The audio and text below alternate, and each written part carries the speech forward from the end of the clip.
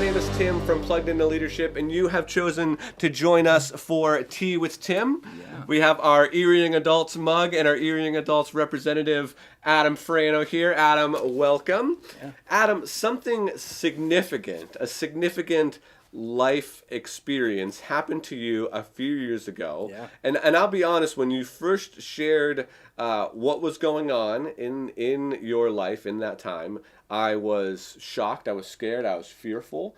I didn't really know what to do next, and you remained steady and confident in what God had planned for you. And so I want you to kind of just tell a little bit more about that story. Mm-hmm. And I have since shared a lot of that story, and you have shared that story a number of times, but just take a few minutes right now and kind of just walk us through what happened and what are some of the outpourings of that. Absolutely. I mean, obviously, in life, you have no idea when things are going to change all of a sudden.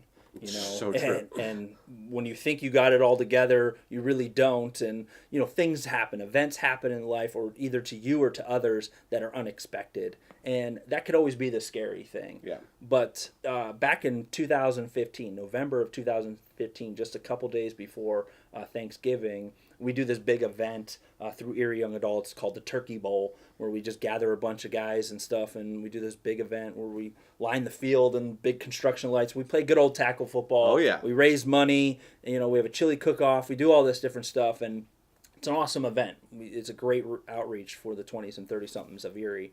And so I was running in this play. I was running with the ball, and I got tackled on my side, not that hard. But when I got up, it felt like something exploded on my side, on my left side. And I literally collapsed down on the ground. They called the ambulance. They rushed me to the hospital, and I'm thinking, uh-oh, what happened? You know, I shouldn't have been playing tackle football, you know. But luckily I got tackled, because after they put me in a CAT scan, they came out and they said, Adam, did you know that you have a tumor the size of a softball connected to your kidney?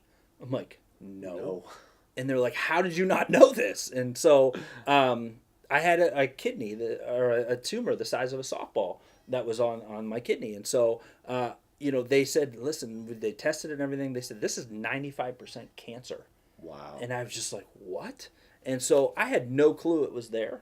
And the doctor actually said, if you didn't get tackled, you would have never known this was there. You would have been walking around one day and just fell over, and that would have been the end of the story. Wow. You know, so thank God you got tackled, number one, is what he said.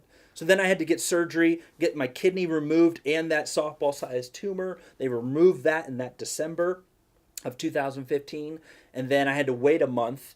And in January of 2016, I had to go back to get a PET scan to really see if they got all the cancer out of there and how everything's going on inside of me.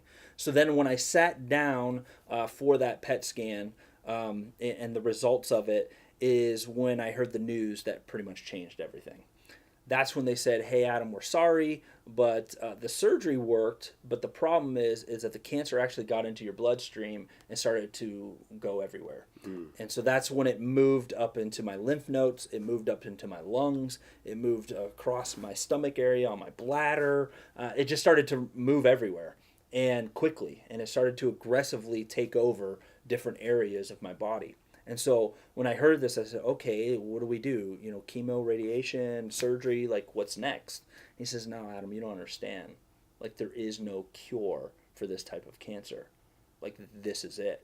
And my wife's like, what do you mean this is it? Like how long do we have? He says, you probably have to the end of the year. So you have maybe a few months. We're like, what? It's crazy. Yeah, nobody. I'm 36 years old. I have four kids, a wife. You know, running an awesome organization and own my own business. Like all this stuff is going good in my life, and then boom, just like that, everything changes. Everything stops, and it's like this is it. You know, and so you know things got worse. Physically, you know, I had a cane and. You know, I started to lose a lot of weight. The cancer was aggressively moving more and more and taking over. And, you know, it got to the point in April, beginning of April, where they said, listen, you're coming down to the end here. Like, prepare your funeral. Like, get things prepared because this is it. Yeah. Like, this is the end. And so during that time, that 4 or 5 months, I just kind of, you know, was realizing what was happening, obviously. Was confused a little bit, but the biggest thing was in my faith and believing in God all this time, that we've always been talking about how heaven's this amazing place. So in my eyes, it's a win-win situation. If I'm praying for healing here on earth, man, that would be awesome if I stay here. Yeah. But if I'm praying and believe in this God and this place where we go for eternity is so amazing, then that's a win too. Yeah. So it's okay no matter what happens Right. in this situation. And I would be telling people that. And everywhere I went and talked about the situation while I had cancer and while the doctors were telling me I was going to die any day now, I was telling people I'm okay with whatever's going to happen. Yeah. Which is so countercultural, it's so counter experience, and so that already piqued people's interest. Yes. And then something significant happened. Yes. In 2016. So what was? Yeah. So in the beginning of April, they're telling me to plan my funeral, but April 15th, that morning, I woke up feeling a little different that day.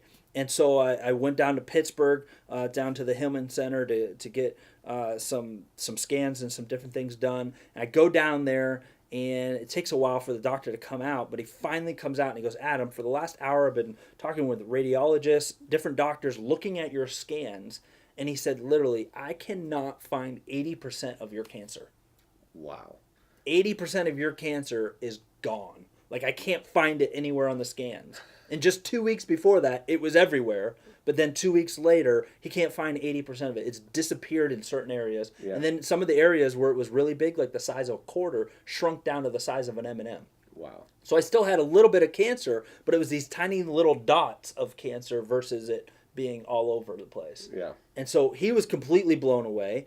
I'm sitting there laughing about it because I just couldn't believe it. Like, this really just happened. Like, the Lord just healed me. Yeah. Completely, almost completely from cancer right before my eyes. And everybody's been praying for that. And so it was just this moment of like, this really just happened? Yeah. Like, even when it happens to you, you're still like, is this really God? Yeah. Like, is this really happening right now? And so it was just this amazing moment of just relief, obviously, and celebration. Yeah. Because we're just like, look what the Lord did in this situation. Because, the doctors couldn't explain it. They were like, I guess your immune system fought back against it and took care of it. And Right. we're like, come on now.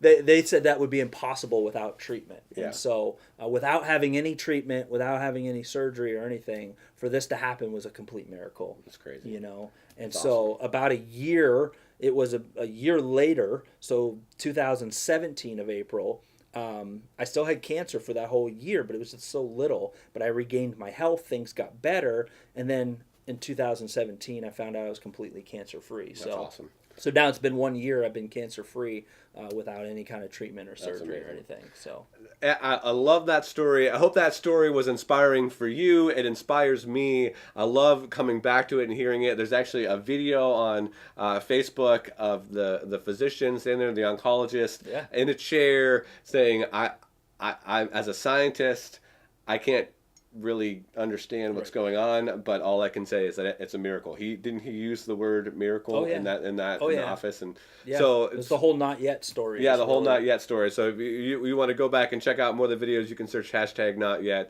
Love Adam's story with that. Love God's healing in that, and I think that just means that Adam has more to do here on earth, more leaders to train, more people to build up, and I am thankful that God healed Adam and that he was obedient in what God has called him to. So Adam, thank you so much for sharing that part of your story with us. Absolutely. As always, if you share this video, you'll be entered into the weekly resource drawing, and we look forward to seeing you tomorrow. Thanks. Sweet.